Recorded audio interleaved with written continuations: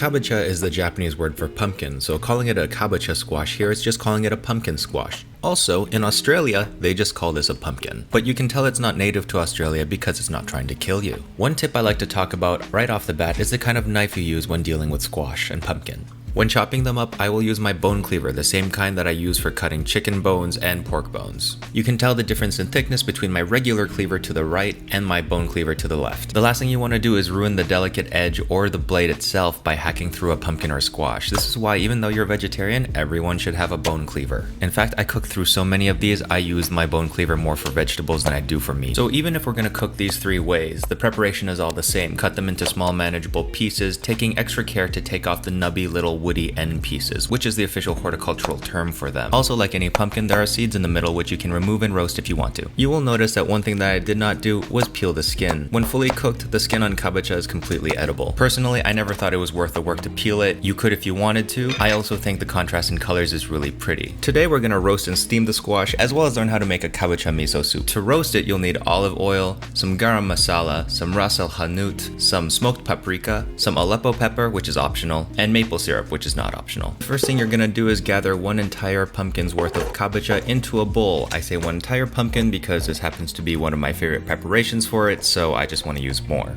Add in a healthy amount of olive oil, enough to coat all the pieces. Do the same with all of the spices, the garam masala, the hanout, the Aleppo pepper if you're using it. As you can tell, I'm taking extreme amounts of care to measure out the spices and the oil and the chili flakes, because if you do not do so, you will surely die. Give it a sprinkle of a good amount of salt and then mix thoroughly before setting them all nice and flat on a parchment-lined baking sheet. Now it looks like I used a lot of salt, but as I said before, I used an aerated salt called Diamond Crystal Kosher Salt, which is really more forgiving in the amount that you use. Now if you're not using this kind of salt, be a lot more conservative with your amounts. You can never take salt away, you can only add salt to your food. I can already hear some of you foodie geeks be like, well actually, if you add acid to it, no, it's just we're making squash at home.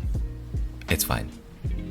Just let it go. Steaming kabocha is rather simple. Take a steaming vessel, put a bowl inside it, and then put kabocha inside the bowl. I'm going to season mine with some Chinese cooking wine for flavor, but that aside, that's really all there is to it. And actually, one great thing to season this with, if you ever watched any of my cold soba noodle videos, I talk about this stuff called mentsuyu. It's like an instant soup base that comes in a bottle. That stuff works really well in this preparation. Just kind of like squirt it over and then steam it all inside. It's fantastic. To make the soup, it's pretty easy. You put the pumpkin in the pot and then you put the water in the pot and then you boil that pumpkin in the water until the pumpkin starts to fall apart. And that's it.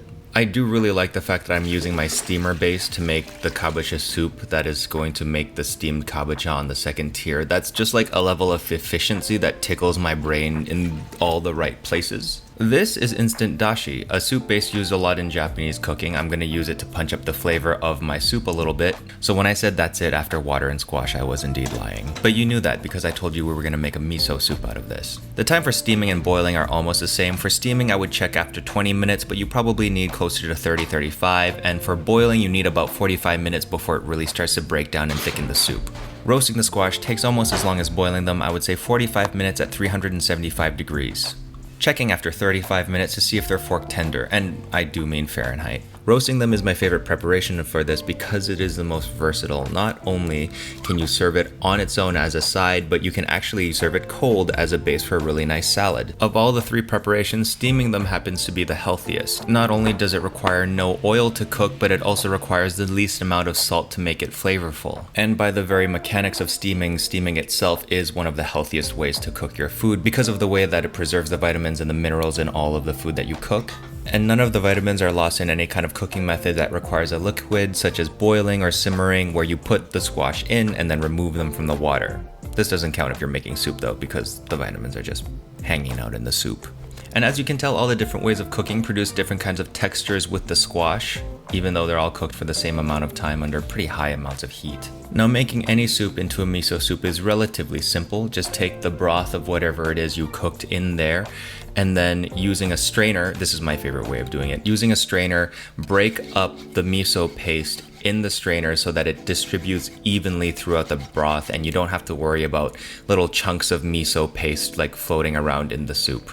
The common textural experience that you have when eating this squash, regardless of how you cook it, is going to be some kind of variation of creamy. The softest being the stewed kabocha, the second softest being the steamed kabocha, and then the least soft, which is the roasted kabocha. That one can have a little bit of bite to it, but otherwise all of these are just tender, almost melt in your mouth experiences, and will have some kind of variation of its natural custardy sweetness. Texturally speaking, I would say this is somewhere around a little softer than an acorn squash with much softer skin. You can also eat the skin of an acorn squash, but the skin here is much more tender when it's cooked. And having the custardy profile of the delicata squash, which is one of my favorite summer squashes.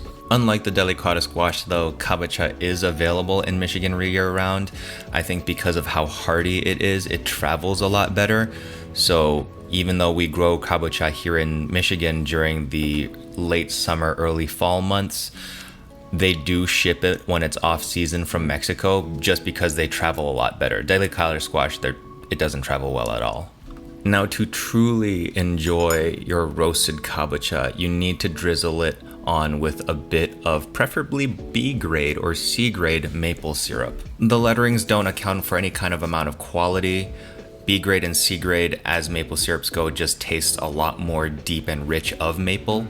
And because of the way that this preparation is just so sweet and savory and a little bit decadent, this side dish is right at home on a holiday table, no problem. It's beautiful when it's presented, and it just tastes really good, and it holds up its own against turkey or whatever. And finally, the miso soup is just delightful and comforting and super easy. It has that mild but pleasant fishiness as you get with a lot of Japanese soups from the dashi powder.